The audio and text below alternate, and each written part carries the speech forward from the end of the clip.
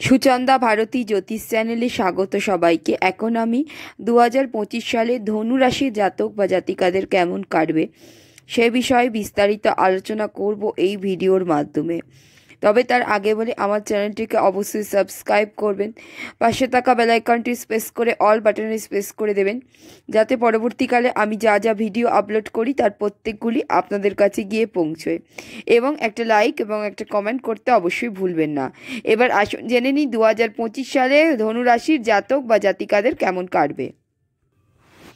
ভালো মন্দ দুটো মিলিয়েই কাটবে 2025 ধনু রাশির জাতক বা জাতিকাদের। মার্চ মাসের পরে এপ্রিল মাস থেকে শনি রাশি পরিবর্তন করবে এবং তার ফলে ধনু রাশির জাতক বা জাতিকাদের চতুর্থ স্থানে অর্থাৎ ধনু রাশি থেকে চতুর্থ ঘরে শনির অবস্থান করার কারণে ধনু রাশির জাতক বা জাতিকাদের এপ্রিল মাস থেকে 2025 এপ্রিল মাস থেকে ধাইয়া শুরু হবে।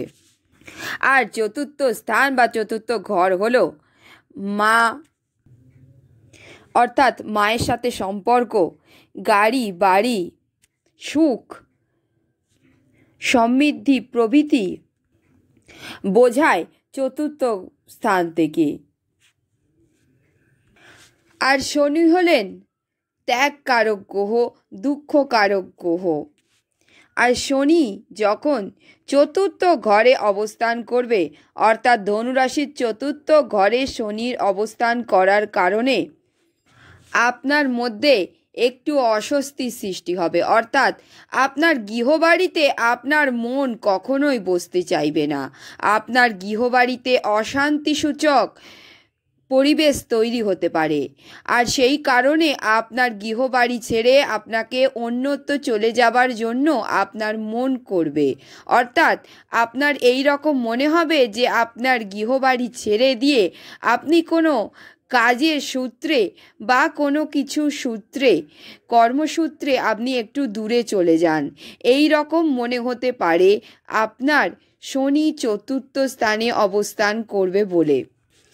তবে নতুন নতুন জিনিস শেখার ক্ষেত্রে আপনার মন থাকবে এই সালে, অর্থাৎ 2025 সালে নতুন কিছু শেখার, নতুন কিছু করার ইচ্ছা আপনার প্রকাশ পাবে ধনুরাশির জাতক বা জাতিকাদের। এরপরে বৃহস্পতি গোচর করার ফলে আপনার সপ্তম ঘরে অবস্থান করবে। আর বৃহস্পতি সপ্তম ঘরে মে মাসের পরে অবস্থান করার ফলে আপনার শরীর ভালো হবে, অর্থাৎ সপ্তম দৃষ্টি, বৃহস্পতি সপ্তম দৃষ্টি আপনার লগ্নে থাকার কারণে আপনার শরীর স্বাস্থ্য সুস্থ হবে আপনার আগের তুলনায়। অর্থাৎ আগে যদি কোনো রোগ ভোগে আপনি ভুগে থাকেন, এবার সেই সমস্ত থেকে আপনি মুক্তি পাবেন। মে মাসের পরে শরীর সুস্থ হয়ে উঠবে, বৈবাহিক সম্পর্ক সুন্দর হবে, অর্থাৎ স্বামী বা স্ত্রীর সাথে সম্পর্ক সুন্দর গড়ে উঠবে বৃহস্পতি সপ্তম ঘরে অবস্থান করার কারণে মে মাসের পরে। এই সময় আপনারা কোনো কিছুর ব্যবসা করে অনেক উন্নতি করতে পারেন। এছাড়া অংশীদারিত্ব ব্যবসা করেও উন্নতি করা যথেষ্টই সম্ভব মে মাসের পরে বৃহস্পতি সপ্তম স্থানে অবস্থান করার কারণে। এছাড়াও আপনার স্বামী বা স্ত্রীর সাথেও কোনো কিছু অংশীদারিত্ব কারবারে আপনি লিপ্ত হতে পারেন। সেই ব্যবসার ক্ষেত্রেও আপনার যথেষ্ট পরিমাণে উন্নতি হবে মে মাসে বৃহস্পতি সপ্তম স্থানে গোচর করার কারণে ধনুরাশির জাতক বা জাতিকাদের ক্ষেত্রে। এই সময়ে আপনার অল্প পরিশ্রম করেই আপনি বেশি পরিমাণে ফল পাবেন, অর্থাৎ অল্প পরিশ্রম করেই বেশি সুফল পাবেন আপনি মে মাসের পরে বৃহস্পতি সপ্তম স্থানে অবস্থান করে তৃতীয় দৃষ্টি দেবার কারণে। তবে চতুর্থ স্থানে শনি অবস্থান করে দশম ঘরে দৃষ্টি দেবে। অর্থাৎ ধনুরাশির দশম ঘরে শনি দৃষ্টি দেবার কারণে যথেষ্ট পরিমাণে মেহনতি হয়ে পড়বেন আপনি। যথেষ্ট পরিমাণে আপনি কঠোর পরিশ্রম করতে চাইবেন এই বছরে ধনুরাশির জাতক বা জাতিকারা। এই সালে অর্থাৎ 2025 সালে আপনার এই রকম মনে হবে যে আপনি যেই অফিসে কর্ম করেন, অর্থাৎ আপনি যেই সম্পর্কিত কর্মের সঙ্গেই যুক্ত, আপনি সেই কর্ম আপনার কর্মস্থলে করে থাকেন, কিন্তু সেই নিয়ে আপনি যথেষ্ট নিশ্চিন্ত নন। অর্থাৎ আপনার মনে হবে যে আপনার মনে হতে পারে আপনার কাজটি করে আপনি যথেষ্ট পরিমাণেই সম্মান পাচ্ছেন না, আর সেই কারণে আপনার একটু মন চঞ্চল হয়ে পড়বে। আপনার মনে হবে যে আপনি অন্যত্র কোথাও কর্ম করতে যাবেন, বা নাকি নিজে থেকেই কোনো কিছু কর্ম বা ব্যবসা বা কোনো কিছু পেশাদারিত্ব খুঁজে নেবেন, আপনার সেইটাও মনে হতে লাগবে। কিন্তু আপনি যাই ভাবেন, আপনার কিন্তু এই বছরে কর্মক্ষেত্রে কিছুটা পরিবর্তন আসতেই পারে 2025-এ।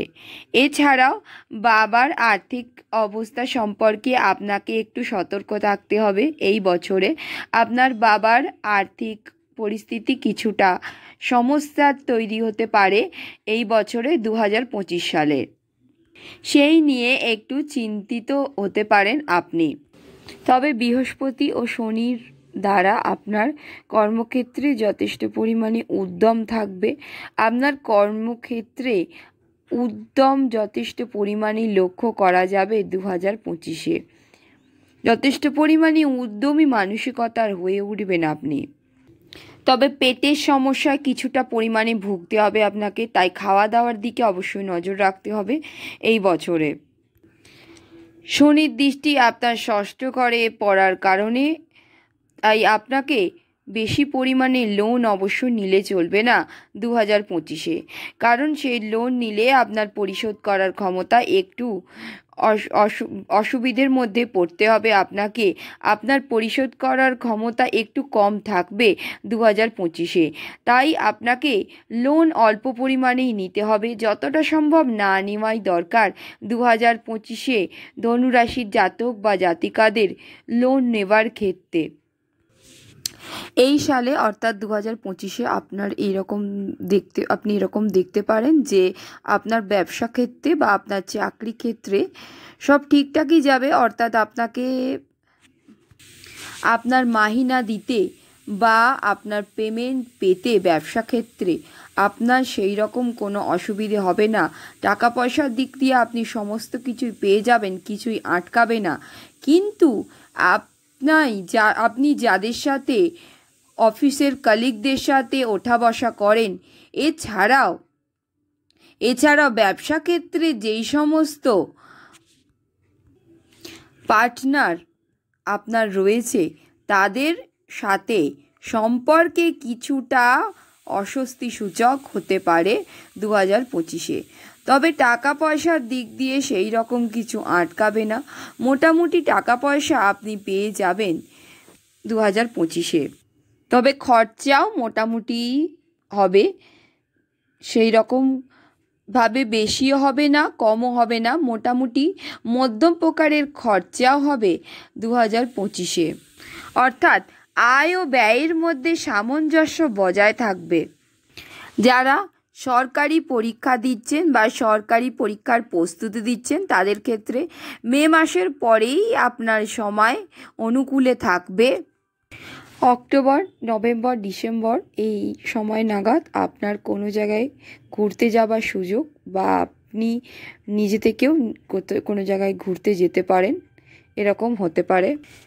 বৈবাহিক জীবন মধ্যম প্রকারের, কখনো ঝগড়া, কখনো সুন্দর সম্পর্ক, এই রকমভাবেই চলবে 2025।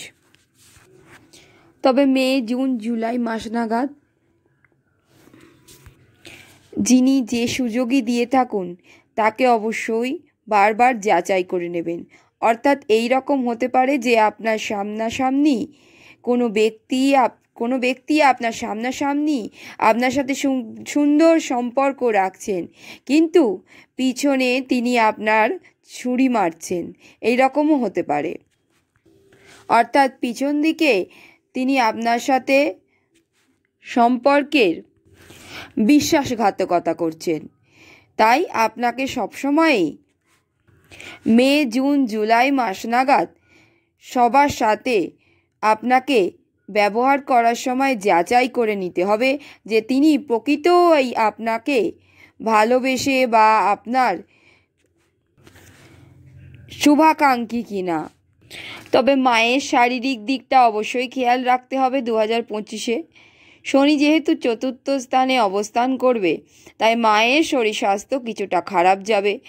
হাড়ের বা হাতে পায়ের সমস্যা, এই রকম সমস্যা, এছাড়াও শ্বাস প্রশ্বাসের সমস্যা, কোনো কিছু সম্পর্কিত ফুসফুস, এই সব সমস্যা আপনার মায়ের হতে পারে।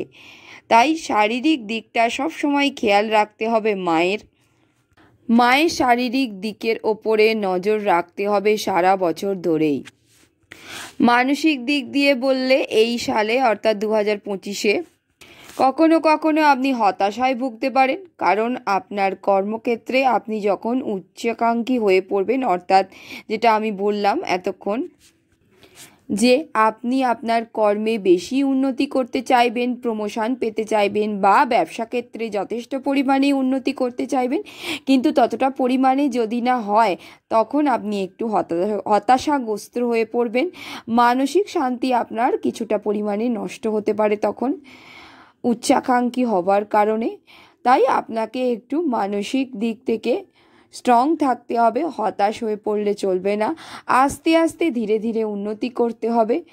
কখনোই ভাবলে চলবে না যে হঠাৎ করে অনেক তাড়াতাড়ি আপনাকে আপনার কর্মে আপনি উন্নতি করে ফেলবেন এই বছরে। তাই ধীরে ধীরে উন্নতি করুন, এরকমভাবেই আপনাকে আপনার মনটাকে শক্ত করতে হবে। তাই ধনুরাশির জাতক বা জাতিকারা 2025-এ কেমন কাটবে সেই বিষয়ে বিস্তারিত আলোচনা করলাম এই ভিডিওর মাধ্যমে। যদি ভিডিওটা ভালো লেগে থাকে তাহলে অবশ্যই বন্ধু বান্ধবদের মধ্যে শেয়ার করে দেবেন, একটা কমেন্ট করবেন, একটা লাইক করে দেবেন এবং পাশে থাকা বেল আইকনটি প্রেস করে অল বাটনে প্রেস করে দেবেন, যাতে পরবর্তীকালে আমি যা যা ভিডিও আপলোড করি তার প্রত্যেকগুলি আপনাদের কাছে গিয়ে পৌঁছে। অসংখ্য ধন্যবাদ ভিডিওটা দেখার জন্য। নমস্কার।